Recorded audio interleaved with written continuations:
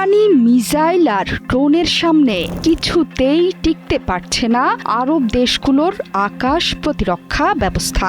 একেবারে ভেঙে গুঁড়িয়ে যাচ্ছে কাতার, সংযুক্ত আরব আমিরাতের মতো দেশগুলোর প্রতিরক্ষা বলয়। যুদ্ধের মাত্র 5 দিনের মাথায় কোটি কোটি ডলার খরচ করে উপসাগরীয় অঞ্চলে মার্কিন যুক্তরাষ্ট্র যে প্রতিরক্ষা বলয় গড়ে তুলেছিল তার অকার্যকারিতা প্রমাণ হচ্ছে। ইরানের স্বল্প গতির ড্রোন আটকাতে হিমশিম খেতে হচ্ছে সৌদি, কাতার, কুয়েতের প্যাট্রিয়ট এয়ার ডিফেন্স সিস্টেমের। মার্কিন যুক্তরাষ্ট্র যেই শক্তি নিয়ে যুদ্ধ শুরু করেছিল সেটি এখন দিবা স্বপ্নের মতো। ডোনাল্ড ট্রাম্প নিজেই মার্কিন ক্ষয়ক্ষতি গুণে শেষ করতে পারছে না। সংবাদ সম্মেলনগুলোতে মার্কিন ক্ষয়ক্ষতির কথা বলতে গিয়ে খেই হারাচ্ছেন মার্কিন প্রেসিডেন্ট। মার্কিন যুক্তরাষ্ট্রের এমন পরিণতির জন্য দায়ী ইসরায়েল এবং সৌদি আরবের মতো দেশগুলো। এই দুটো দেশ মার্কিন যুক্তরাষ্ট্রকে ইরানে আক্রমণের জন্য চাপ সৃষ্টি করেছিল, কিন্তু এই সময়ে এসে যুদ্ধের সাথে তাল মেলাতে পারছে না কোনো পক্ষ।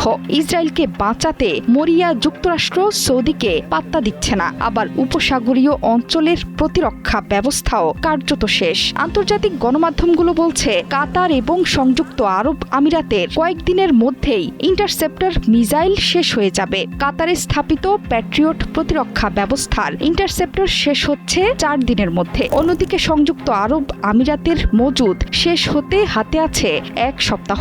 অথচ এই ইন্টারসেপ্টরগুলো কয়েক দশক ধরে বিলিয়ন বিলিয়ন ডলার ব্যয়ে নির্মিত। যুক্তরাষ্ট্রের কর্মকর্তারা বলছেন গত কয়েকদিনে উৎপাদন বৃদ্ধি করেছে ওয়াশিংটন, কিন্তু কাতার এবং সংযুক্ত আরব আমিরাতে স্থাপিত প্রতিরক্ষা ব্যবস্থার ইন্টারসেপ্টর মিসাইল খুব দ্রুত উৎপাদন সম্ভব নয়। এগুলোর জন্য প্রয়োজন জটিল সিস্টেম, বিশেষায়িত উপাদান এবং দীর্ঘমেয়াদী শিল্প প্রক্রিয়া। এসব ঘাটতি পূরণে প্রতিরোধী মিসাইল তৈরিতে বছর পর্যন্ত সময় প্রয়োজন।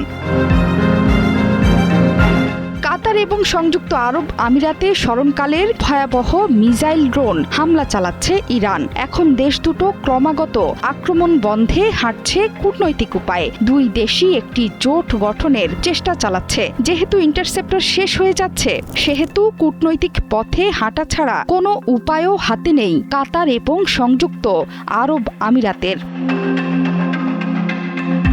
এদিকে মার্কিন যুক্তরাষ্ট্র চাইছে দক্ষিণ কোরিয়া থেকে উপসাগরীয় অঞ্চলে গুরুত্বপূর্ণ বিমান প্রতিরক্ষা সম্পদ স্থানান্তর করতে। কোরীয় উপদ্বীপেও আছে প্যাট্রিয়ট ব্যাটারি। এটি এখন মধ্যপ্রাচ্যে নিতে চাইছেন মার্কিন প্রেসিডেন্ট। মার্কিন মিত্র দক্ষিণ কোরিয়ায় মার্কিন বাহিনীর শক্তিশালী উপস্থিতি আছে। সেখান থেকে সামরিক সম্পদ স্থানান্তর হলে এই দেশটিও ঝুঁকিতে পড়ে যাবে।